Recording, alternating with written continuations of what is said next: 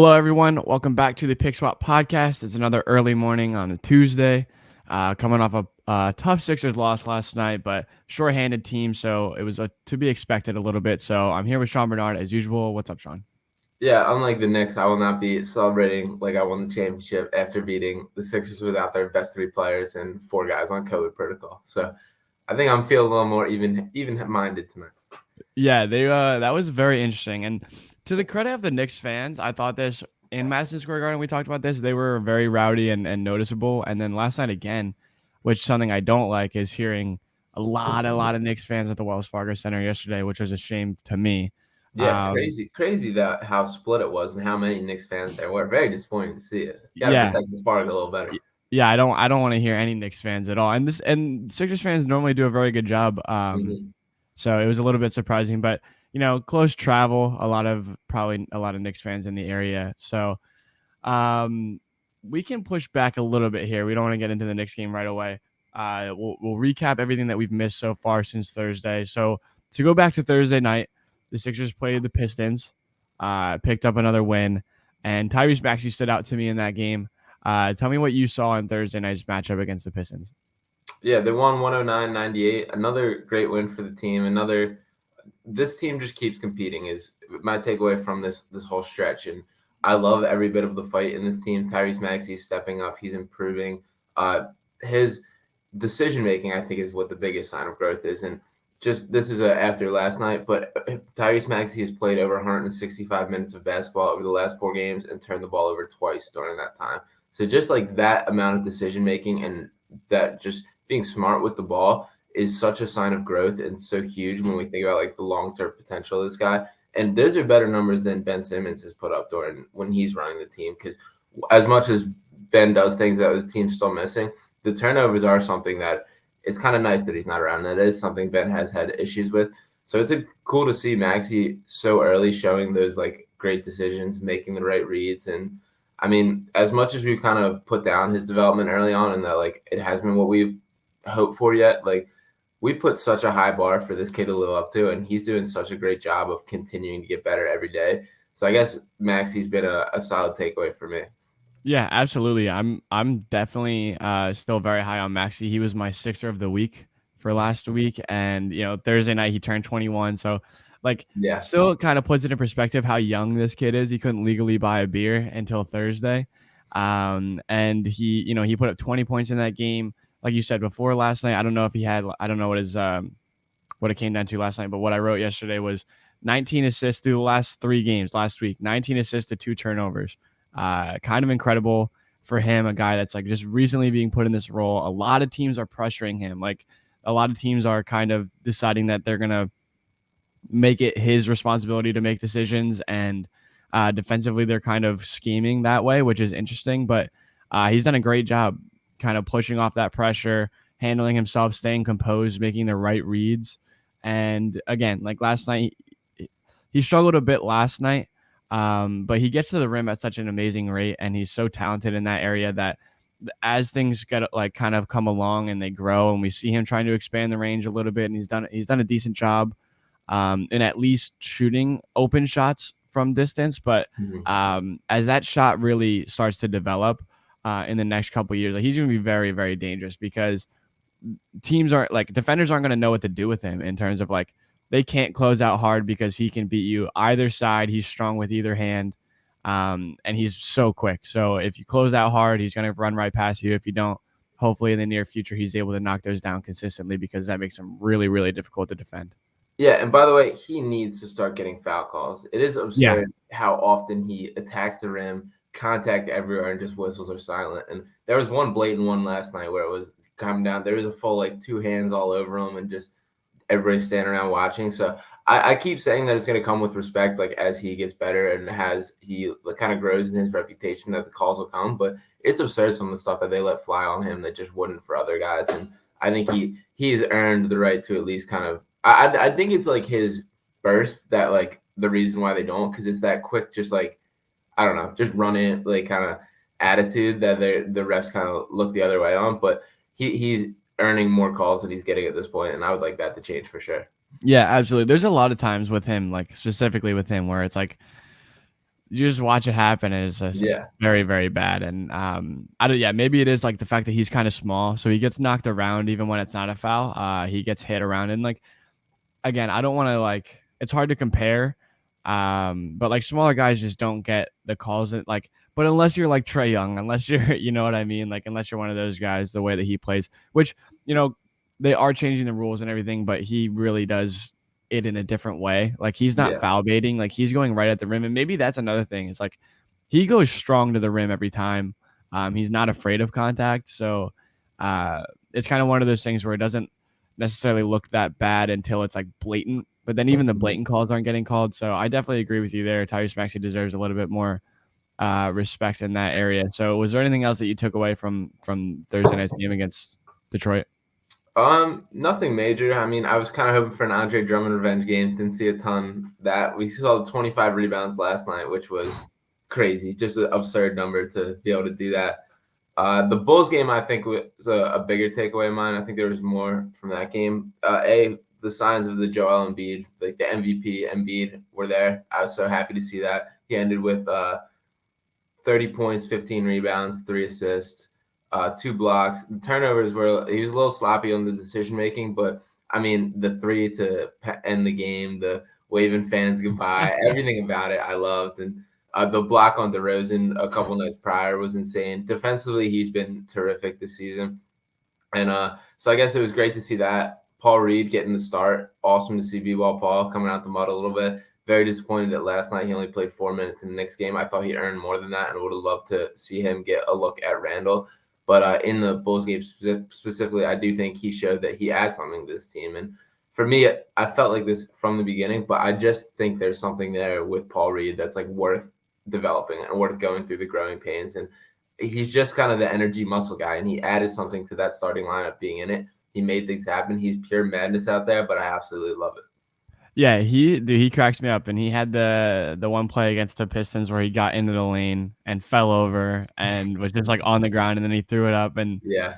Drummond missed, and then he dunked, and it's just like it's one of those things you kind of just chuckle at the things that he does well because it's just so unorthodox and not smooth. But I forget, I don't want to say the stat wrong because I forget exactly what it was, but he's really high up in like offensive rebounding rate. And Doc pointed out yesterday, like if there's a loose ball, he's going to be on it. He's going to be chasing. He's going to be right there along with whoever else is chasing. So Paul Reed, I wish again, like looking at the box score last night, I was surprised. Like Andre Drummond played like 38 minutes. Yeah. Niang played like 37 minutes. Like We why did went Paul Reed? we went 7-man rotation basically. Eight guys played. Paul Reed was the eighth and only played 4 minutes, which Like I why? I understand we're shorthanded, but that's all the more reason for me to spread this out. Like give Jaden Springer a little run, give Aaron Henry a little try or something. Like Yeah, I and get they're we're trying to defensive win. guys, and Yeah. But especially with a back-to-back tonight, play the Bucks again tonight. Like these guys' legs got to be getting tired, and I feel bad. And like a he lot of already played this is 40 minutes. yeah, that's absurd. But I don't understand the decision making from that. I definitely would have loved to see more Paul Reed run, but I don't know. Congrats to Doc for the 1,000th win, by the way. Yeah, true. Yeah, and obviously we know I've been very critical of Doc over like since him being here. But I think he has done a nice job in terms of like getting all of these younger guys and the newer guys and the unexperienced guys kind of ready to step up, especially in the absence of, the guys that are missing. And right now it's, they're going through a really tough stretch and kind of getting depleted by COVID right now. And we'll talk about that in a little bit. I Chicago on Saturday night. Dude, what is Furkan Korkmaz? Is he God? What is I he? love him. It's insane. 7 for 9 from 3, 25 points.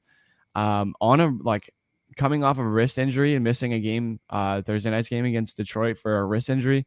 Man, he went crazy. And he told us after the game, some nights he just makes it rain. Saturday, he made it rain. It's so funny because then like last night he wasn't that good. Like he was kind of just like around. He played a lot of minutes. I think He he kept scored. us in the game though in the He first did, half. and he steps up when it's time. Like Furkan is definitely not shy when it comes to pulling the trigger on basically any shot, and he's willing to do so.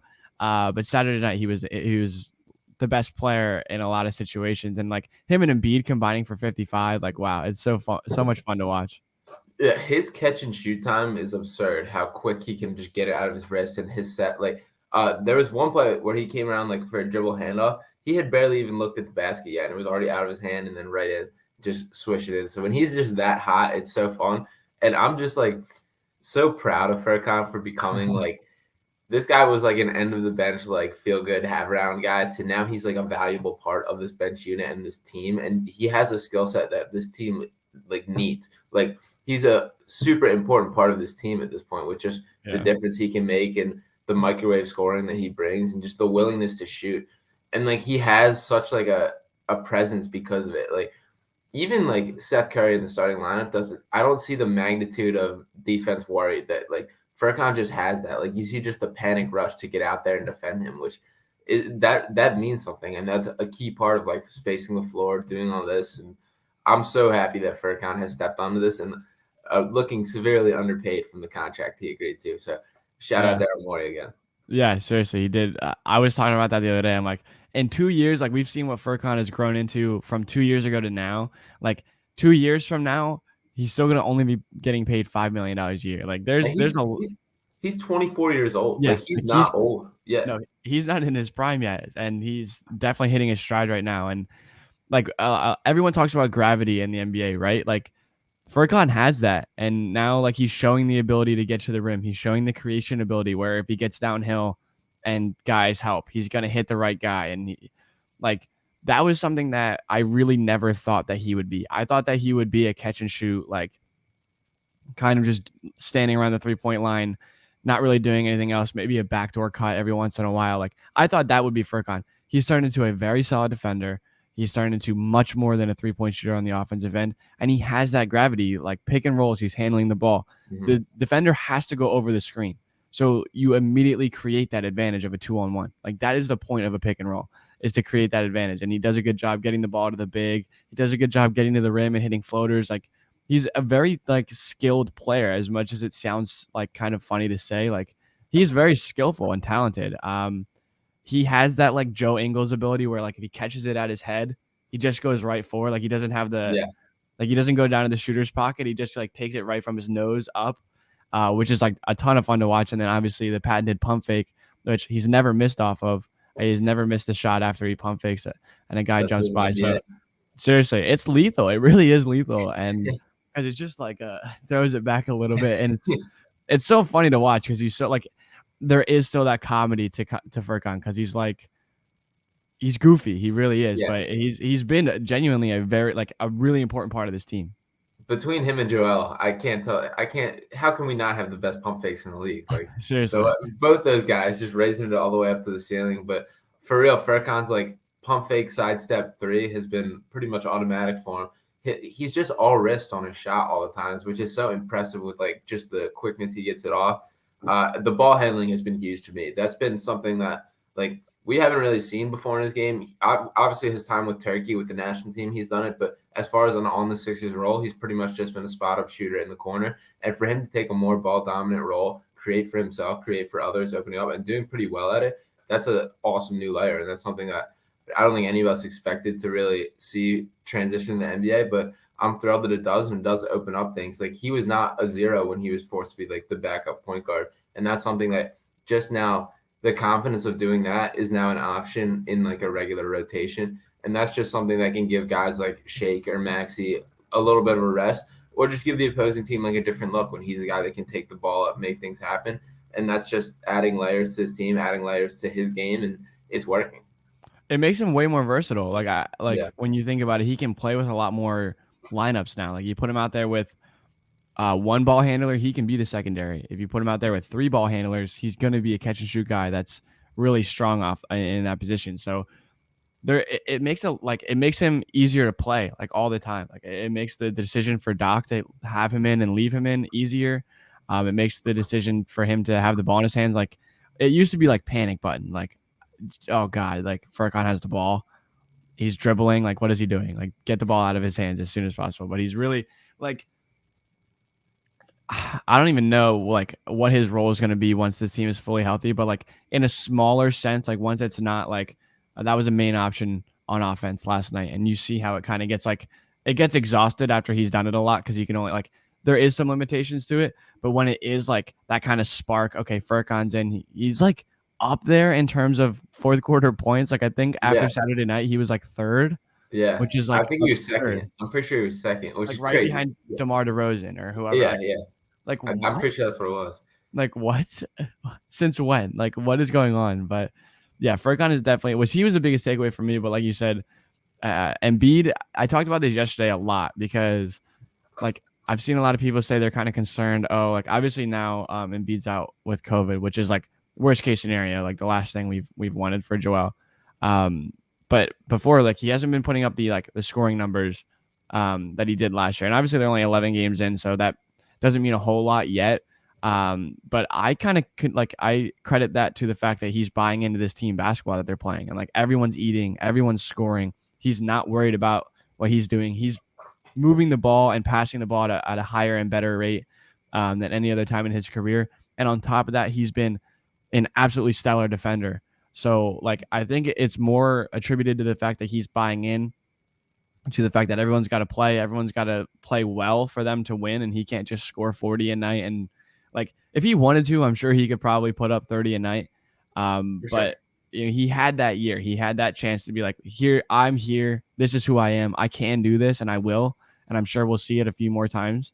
But I think a lot of the time he's just going to do whatever the team has to do to win. And I think that's been a really good thing. Like, like a lot of people are kind of worried. I'm actually encouraged by the fact that they're still winning games and winning games handedly, even when Embiid's scoring like 20. Yeah, obviously a terrible situation with all the guys out with COVID right now, but I guess to put like a positive spin on it, like I'm happy these guys are getting a chance to play major roles and just be more front and center and just see what they got developmentally wise. And obviously, shout out prayers up for Embiid, Tobias, Matisse, and Isaiah Joe. It sounds like both Tobias and Embiid aren't doing great with it and are a little bit sick, so I'm sure they'll be fine and get through it. But just prayers up, they'll be all good. As far as the team in general, like, I mean, it's crazy the amount of minutes these guys are logging. I think like when we see like Curry, the confidence Curry is playing with, especially, is like this guy wants to be a front and center shooter. This guy, you see him seeking out his shot. He didn't have a great game last night against the Knicks, but it has been like that rock offensively, that like the look for your own shot, create his own separation, and to see that kind of growth and mentality is massive. And that's something that I do think is like will carry on when all these guys are back. And same with Maxey. If you can get the confidence now to just be like a 1A guy and create your own stuff, when you're now in a secondary role and that's just like an option and not like a go-to, like that makes this team so much more deep and valuable. Yeah, that's kind of like the point I was making with Furkan too, is like Mm-hmm. we're looking at how much these guys are being relied on. And, you know, we do end up seeing the limitations. Like last night, they weren't able to, like down the stretch, they Yeah, struggled. Like they struggled. And the Knicks are a good team that were completely healthy, essentially, minus Mitchell Robinson. So like the Sixers didn't have their like three best players. And like Danny Green played, Seth Curry played, and Maxey played. So like you still count, oh, they had three starters, but like Maxey's still a replacement, if we're being honest. And like Danny Green is the worst starter by like a significant margin at this point, I feel like. And then like they just honed in on Curry and didn't really let him get open, especially in the second half. So Real there's quick, a lot. old head Danny Green with 2 chase down blocks last night. What the fuck What? was that Like about? Yeah. he was doing it all game too. Like there were so many fast breaks where I was like, oh shit, Danny Green he might catch him. And then he blocked RJ Barrett, and who else? Do you remember? I don't remember off the top of my head. Dude, the one on Barrett though, I literally looked to my roommate. I was like, "What the hell?" Like, Yeah. It's like, where did this come from? Pinning off the backboard and everything. But yeah, yeah, fresh legs for DG. I guess he had some time off. So, but off a hamstring injury, he came back feeling bouncy. I guess, but yeah. it cracks me up. And he played all right. There was a stretch there. He brought them back into the game, which like Third quarter. again he can do that. And I'm assuming that's what we'll end up seeing from him down the line and being a bit more reliable down the stretch of this season.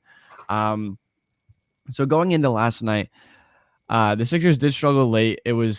They came back in the third quarter. They were down by a good amount in the second, came back in the third, kept it close throughout the fourth, and then the Knicks pulled away towards the end. Niang hit a big three. Andre Drummond had how many points did he have? 14 and 25 boards, I'm Like pretty sure. 25 rebounds is insane.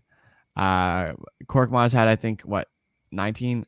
19, yep. Yeah, so like there's a handful of guys, a lot of guys in double figures. It was just one of those games, man. They had, like you said, 7, 8 man rotation. Paul Reed only got a handful of minutes. So that, like, obviously, like, you think in the fourth quarter they looked a little bit tired. They weren't getting good shots. They were kind of just chucking up threes towards the end, hoping that they were going in. Was there anything like? I feel like last night was kind of just like, it is what it is. If that makes sense. Like the loss just kind of, it seemed like that was what was going to happen anyway. Yeah, overall, an extremely encouraging game on the Sixers end. Like this Knicks team is not a bad squad, a team that will make a playoff, some sort of playoff run, be a playoff team this year. And against our really Delaware Bluecoats roster, they hung in there, they fought, they battled back from being down bad at halftime. I mean, the lowest amount of minutes by any starter was 38 minutes from Drummond, or 30 minutes from Danny Green. I'm sorry. Uh, 24 out of Niang, 21 out of Shake, and Paul Reed with 4. Like there's a lot of minutes for these guys to log and minutes that these guys aren't used to or really expected to. To shout out Furkan real quick because once again he kept them in the first half. At halftime they were down 58-44. Furkan had 16 on 4 of 7 from 3. The rest of the Sixers had 28 and were 5 of 13 from 3. The third quarter was huge to the team. They outscored the Knicks 25-14 to inch back in that thing.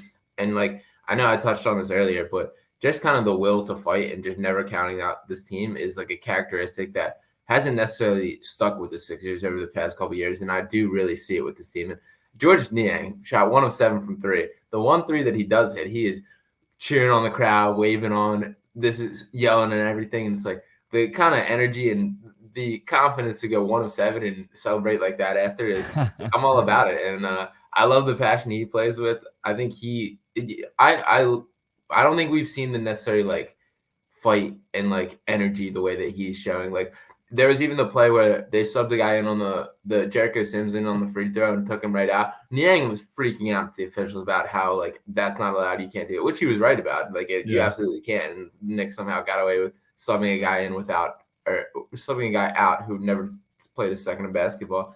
But just the passion that Niang plays with, I think, comes out to on center stage, and I love it.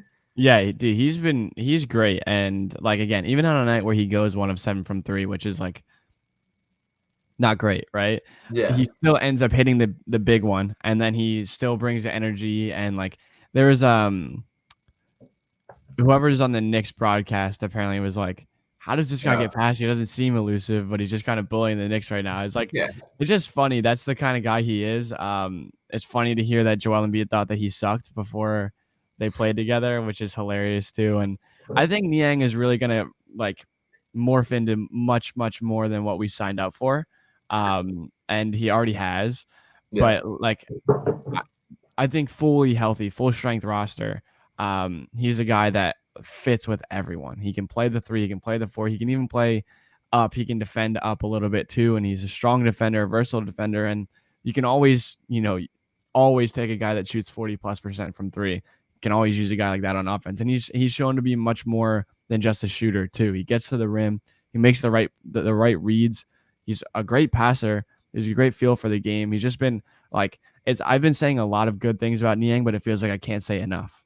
Yeah, I mean, think about when Mike Scott wasn't hitting threes, he was straight up unplayable. Yeah. And Niang to go, he was 6 of 15 from the field and 1 of 7 from 3. So definitely no means hot. And he still added something to the team the entire time he was on the floor last night. And he's always going to be a little bit of a step slow, but he competes on the defensive end. And I hated watching him just on an island with Randall as much as it happened, but he did his best on it. He made him work. He was still competing out there. I mean, he was complaining about the one getting hooked on and doing his best in the post. Ultimately, Randall, very good game out of him. I would have loved to see B-Ball Paul in that matchup more and see just I wanted to see what if Paul can handle that. So I'm a little disappointed we didn't get to see that, but I'm very happy with what we have with Niang, and I long term I'm still worried about playoff wise if he is picked on defensively, but there is like the competitiveness in it that I kind of think he has a chance of staying in the rotation.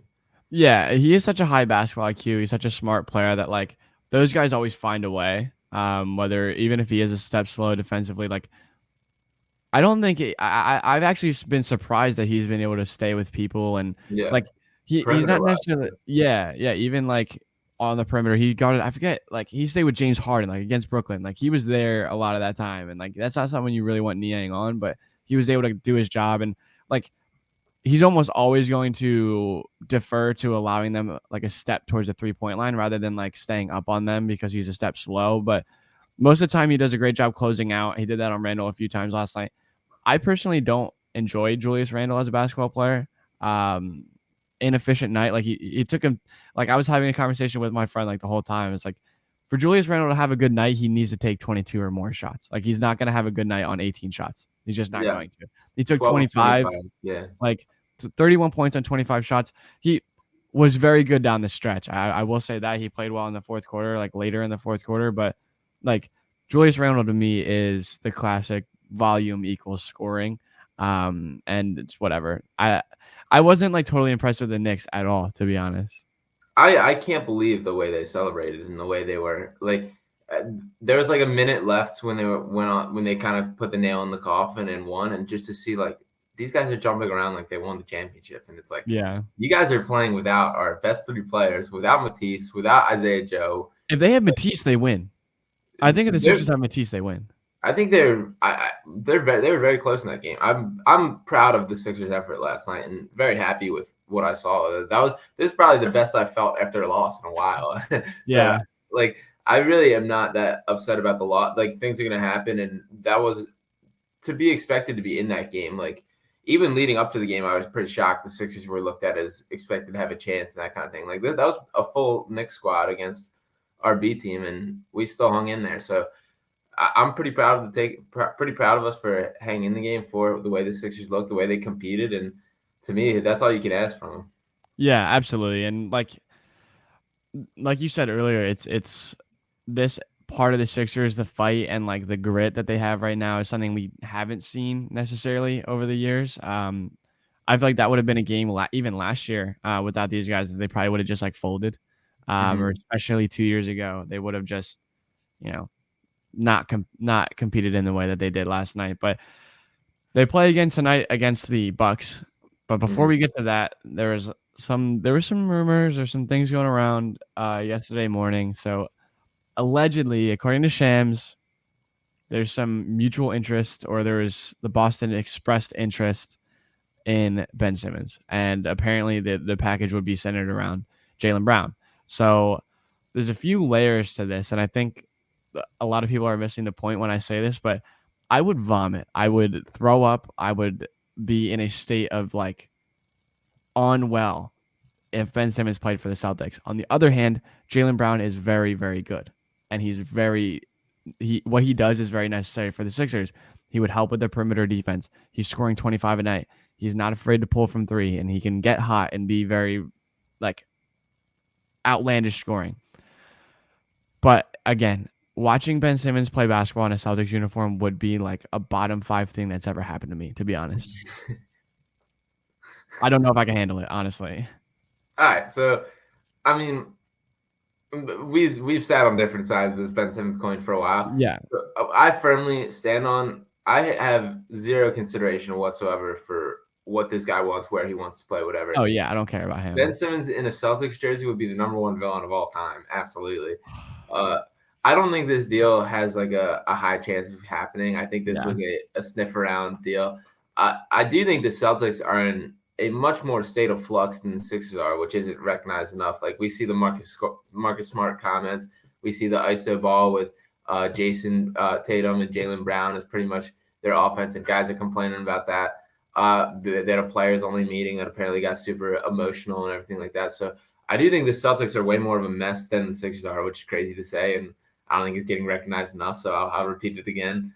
But I absolutely love Jaylen Brown. I think Jaylen Brown would be like he's always been a guy that's been a favorite player of mine that I wish wasn't a Celtic. Like I would love to admire him truly on the team, and I would have no issue sending Simmons to the Celtics. Once again, like I think we know what this guy who he is, and the limitations to his game is something we can capitalize in the playoffs against if we can play up with that. And it's interesting to me the Celtics were really the first team to kind of pick and choose that with Celtics. Like remember the playoff series I think it was like 3 years ago where he had the 1 point outing when they just kind of built the wall in front of the net and wouldn't let him attack the paint. And that's where the scared to shoot threes started really coming into play. And so interesting that it's kind of some interest there. I do think it makes sense I think the Celtics would love to add Simmons to Jason and Jaylen.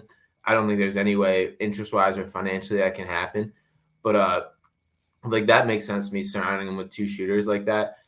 I if there's any way to land Jaylen Brown, I'm absolutely all in on it. I don't think I would toss Maxey in the deal just because of Brown's not enough of a like distributor and a guy that can a playmaker, guy that can run an offense that like we could put him as like a real point guard. So I would still rather hold on to Maxey for that. I think we would probably have to toss him Matisse picks, maybe a little more, and I'm okay with all of that. I would like to keep Maxey with that deal just because of the point guard situation. But as far as basketball wise, how do you feel about it? Basketball wise, like straightforward. Like if you're just like basically going like if it were a straight swap, I think it's an incredible deal. Just in terms of like skill wise, I think it's probably up there with the best that you're gonna get. Um, again, you always avoid these type of things though, right? Like any deal with the Celtics is a deal with the devil. We've seen it happen time and time again.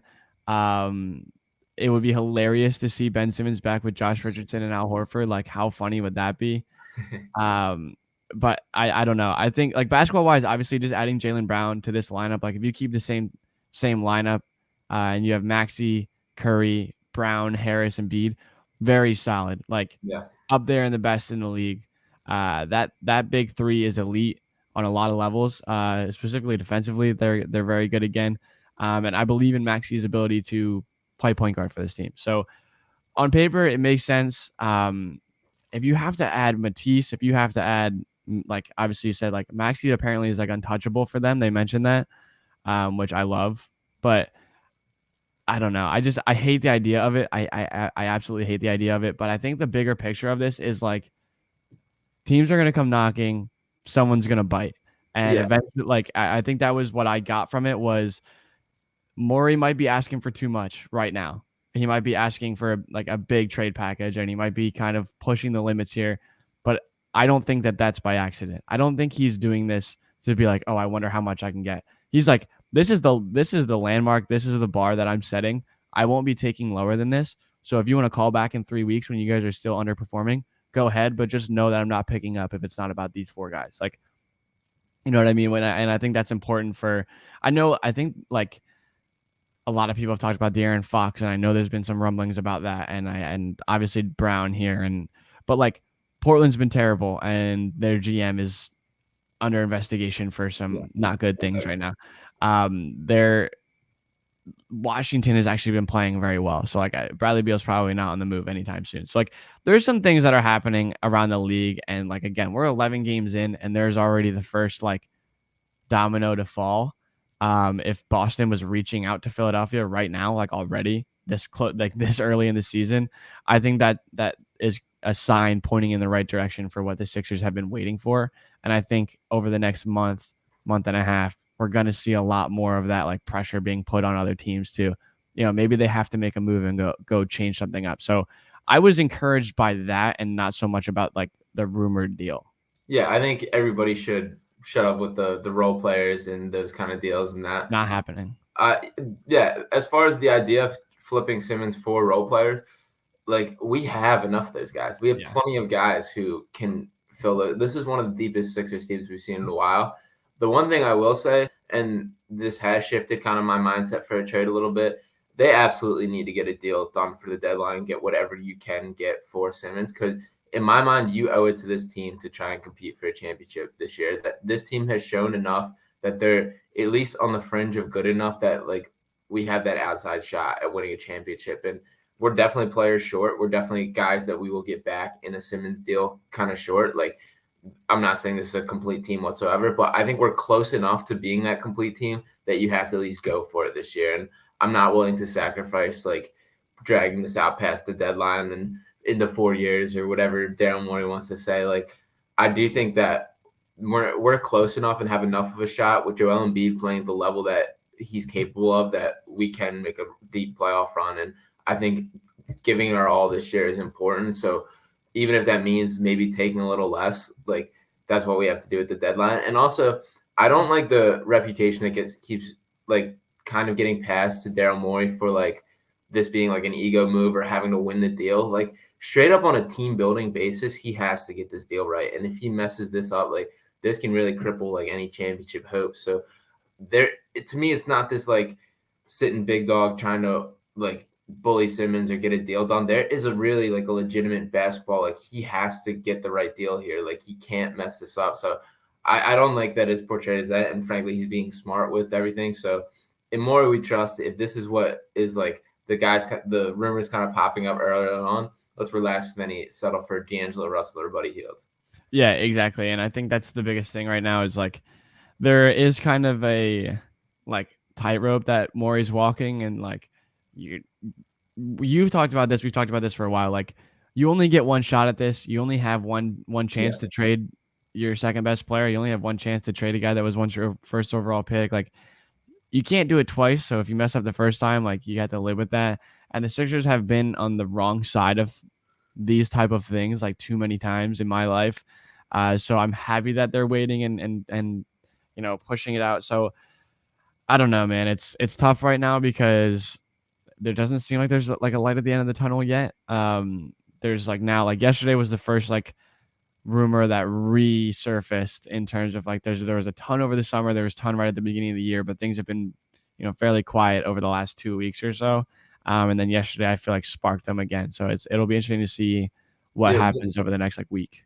One more thing with the actual Jaylen Brown and Celtics connection, Ime Udoka was in Simmons' corner during his time here, and a guy that apparently had a pretty good working relationship with Simmons. So him coaching the Celtics now, I definitely think is at least noteworthy, and I don't think that's enough to like get a deal done by any means, but that is something I think at least is worth noting and plays into the factor. So I'm not fully ruling it out, but I think it's unlikely at this point. But if it's on the table, I'm all about Jaylen Brown.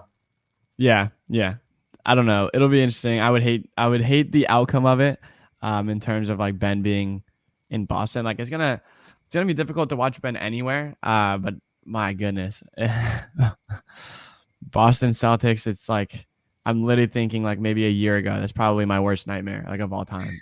So watching that come to fruition would be very difficult for me and stomach churning. But before we go, I want to talk about something really quick because it's a lot.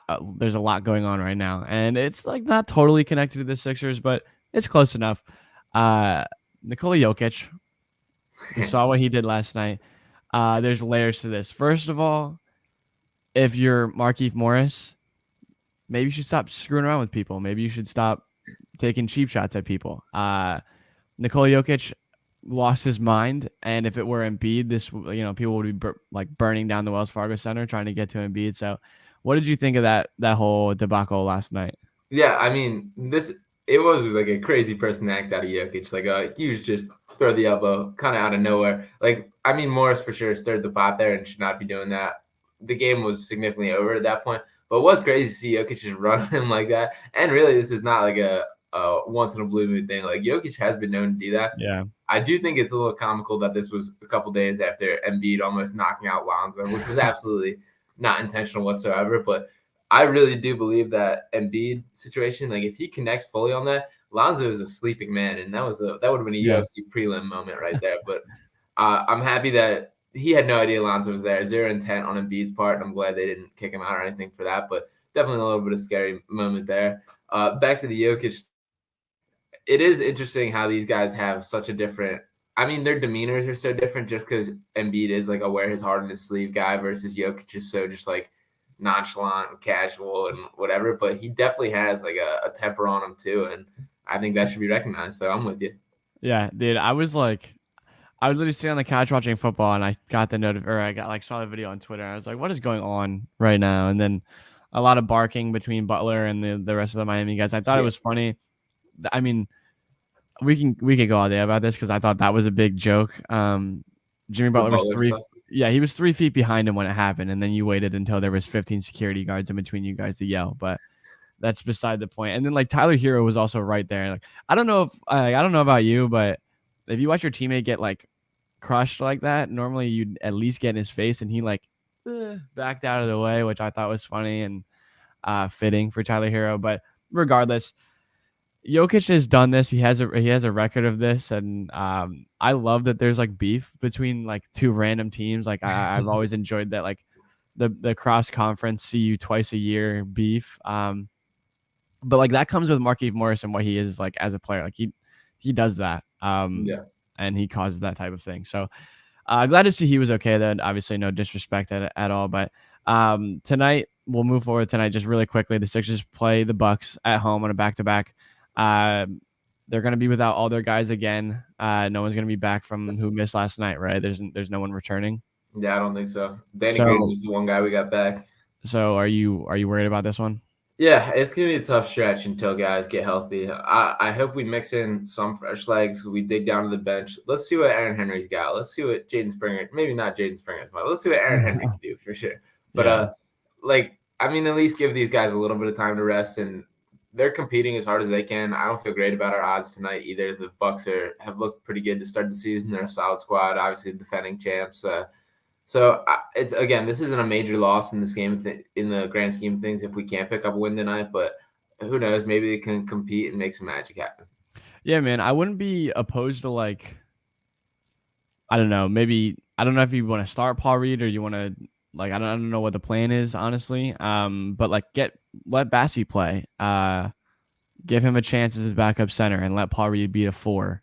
Play a little bit big tonight because obviously the Bucks are big. So it'll be interesting. It's always interesting with the Sixers. They never make it easy for us. So it'll be tough because the Bucks are very good. Giannis is very good. This team is coming off obviously like their ring ceremony yesterday. So it is what it is. They're gonna be in this battle for a little bit without their guys, but hopefully these guys are back soon. What is Tobias is eligible by the end of this week, right? He's missing. Let me look at their schedule. Because he just has to return 2 tests, the 2 negative tests. I think it has to be 10 full days, and then there's 2 days of like a return to play protocol before he's cleared for game. So I think the Jazz game is the one he'll first be back for. So he's gonna miss Bucks, Raptors, and Pacers still. Not fun. Yeah. Not fun at all. But they will definitely try to find a way to get through it. They always do. Maxi will be obviously leaned on a lot. So aside from that, is there anything else you got? I'm all good. So all right. That's the process. Yeah, absolutely. We'll catch you guys on Thursday. Thank you guys for tuning in. You can follow Sean at Sean_Bernard. Follow me at JSBrain17. Follow the pod at PickSwapPod. Check us out on YouTube, all that good stuff. We appreciate you guys for tuning in, and we'll talk to you guys soon.